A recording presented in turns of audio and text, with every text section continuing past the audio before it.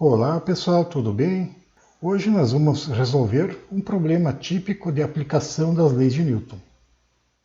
O objetivo desse problema geralmente é determinar a aceleração dos blocos e determinar a tensão na corda que une os blocos. Vamos iniciar colocando o sistema de coordenadas. Nesse caso eu optei por colocar o x na direção do movimento. Depois determinamos as forças que agem sobre cada um dos blocos, no caso a força gravitacional, a tensão na corda, que atua nos dois blocos, a mesma corda, então a mesma tensão, a força normal da parede sobre o bloco. Vamos decompor a força gravitacional do bloco 1 em suas componentes, na direção do movimento e perpendicular ao movimento. Precisamos colocar a força de atrito. Para isso, precisamos saber qual é o sentido da força de atrito. Vamos lembrar que a força de atrito é sempre contra o movimento.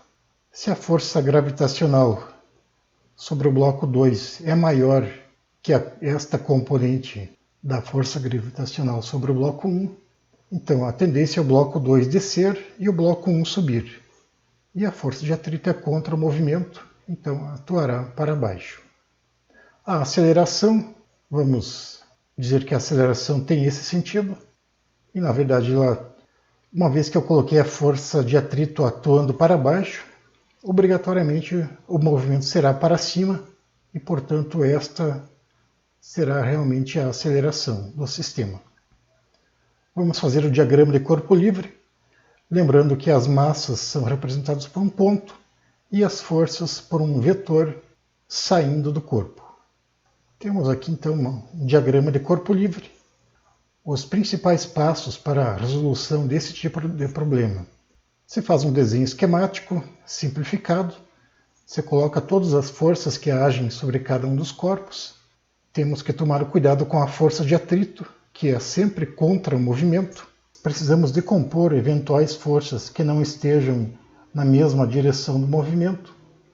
Fazemos o diagrama de corpo livre e aplicamos a segunda lei de Newton, cujo objetivo geralmente é determinar a aceleração dos blocos e depois determinar as forças. É importante lembrarmos que uma vez que determinado vetor é decomposto em suas componentes, nós vamos trabalhar apenas com as componentes.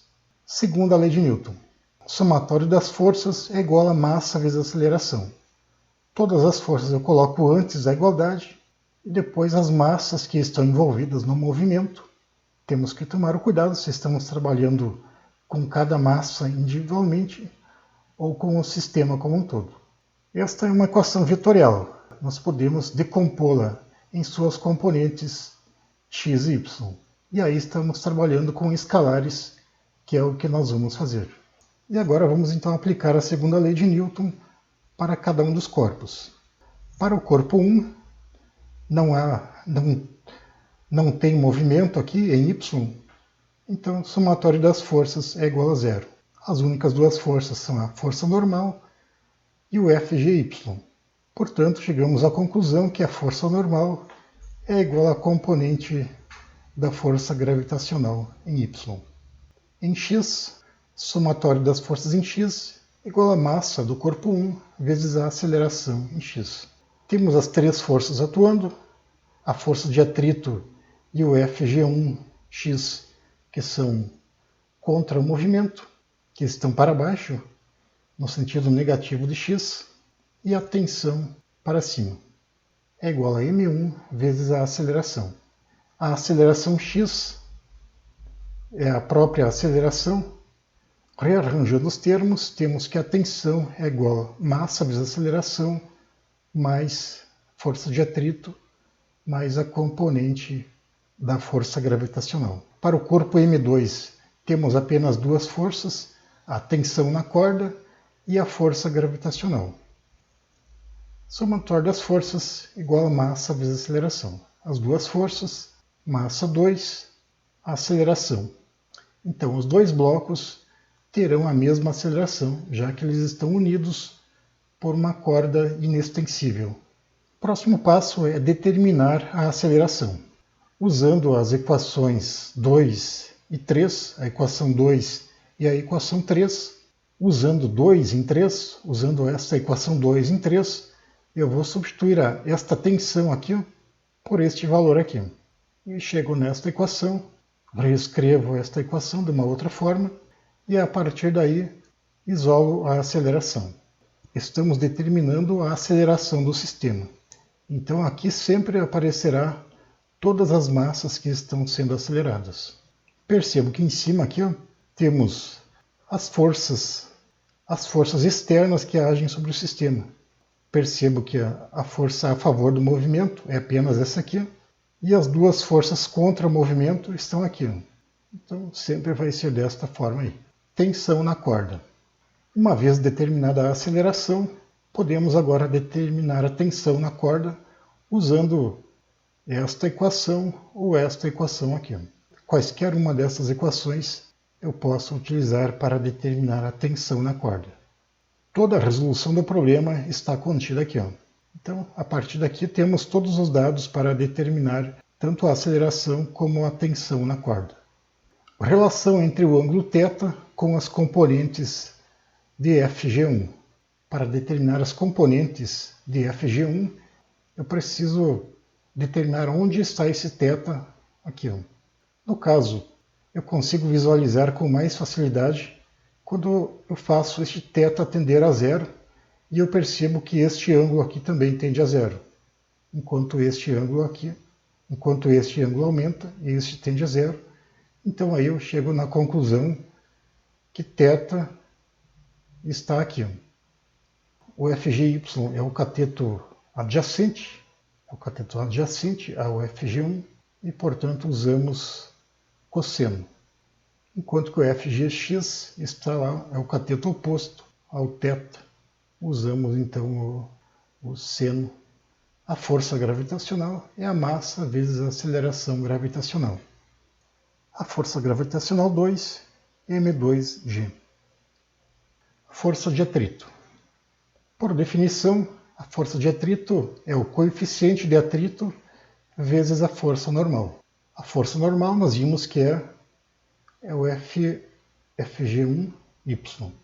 Portanto, a força de atrito é dada por μ m1g cosseno de θ. Uma vez determinadas as forças gravitacionais e as suas componentes, nós podemos determinar a aceleração. Temos a nova equação para a aceleração e para a tensão na corda. Esta equação aqui é o mesmo que esta aqui. Apenas a massa foi substituída. Apenas a aceleração foi substituída pelo seu valor, encontrado aqui. Aqui temos a força de atrito e aqui temos a componente da força gravitacional. Substituindo esses valores aqui, então, nós temos a aceleração em termos das massas e do coeficiente de atrito e da aceleração gravitacional e do ângulo θ. Temos essas duas equações para a tensão na corda. Obrigatoriamente, as duas equações têm que nos levar ao mesmo resultado. Então, se nós substituirmos a aceleração se nós substituirmos a aceleração por esta equação, a força de atrito, que está aqui, Fg1x, que está aqui, ou se usarmos esta segunda equação, obrigatoriamente as duas equações têm que levar ao mesmo resultado. São equivalentes, fica como um exercício para vocês mostrarem esta igualdade. Para não ficarmos apenas na resolução de forma algébrica, vamos fazer um exemplo. Consideramos θ 30 graus, coeficiente de atrito cinético 0,4, M1 1 kg e M2 3 kg. Encontramos a aceleração como sendo 0,54 g, que dá 5,28 metros por segundo ao quadrado. Percebam que a aceleração obrigatoriamente tem que ser um valor entre 0 e 1 g.